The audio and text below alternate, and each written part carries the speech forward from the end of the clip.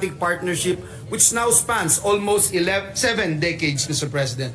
Today, as we give our concurrence to this agreement, we join the Japanese people in their desire to build a heart-to-heart relationship of trust, as Prime Minister Kishida best puts it, as equal partners and friends. Arigato gozaimasu. We thank the Japanese government and the Japanese people for their reliable and enduring friendship. Maraming salamat, Ginoong Pangulo. At pagpalain tayo lahat. Villanueva, duly noted and entered into the records.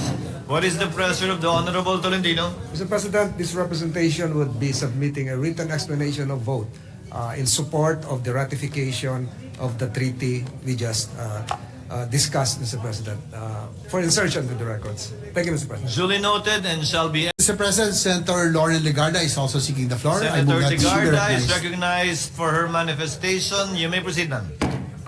Mr. President, I cast my affirmative vote for the Senate resolution concurring in the ratification of the reciprocal access agreement between the Philippines and Japan.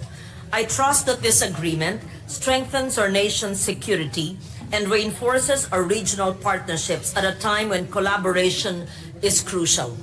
The RAA not only facilitates joint military training, disaster response, and humanitarian operations, but also fortifies our commitment to regional peace and stability, which we emphasized during the 31st Asia-Pacific Parliamentary Forum we hosted last year.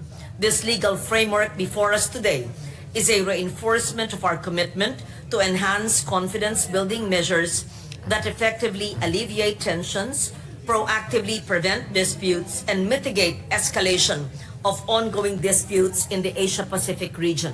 Most importantly, this agreement solidifies the enduring friendship and mutual respect between the Philippines and Japan. Having sponsored similar agreements in the past, the status of visiting forces agreement with Australia, I've seen firsthand how these strategic partnerships enhance our defense capabilities, ensure better preparedness, and bolsters our national sovereignty. My vote is a vote for a stronger Philippines, a safer region, and a future built on collaboration with like-minded nations. It is therefore my honor to join my colleagues in concurring with the ratification of the Philippines-Japan Reciprocal Access Agreement. Thank you, Mr. President. Duly noted and entered into the records. Majority Leader. Likewise, Mr. President, to same time, this representations of co-sponsorship speech bill will just be inserted in the records. Noted and entered into the records.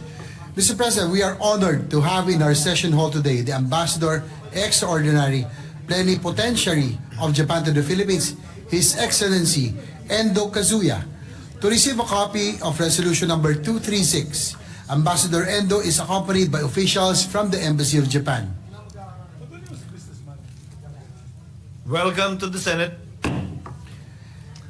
Mr. President, may I now move for a few minutes suspension to allow Ambassador Endo to accept a copy of the resolution from the Senate President at the rostrum. Also, I ask our colleagues to join the Senate President and the Ambassador.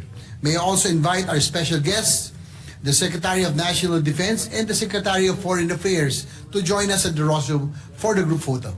Session is suspended and the aforementioned dignitaries are requested to ascend at the rostrum to receive a copy of the resolution.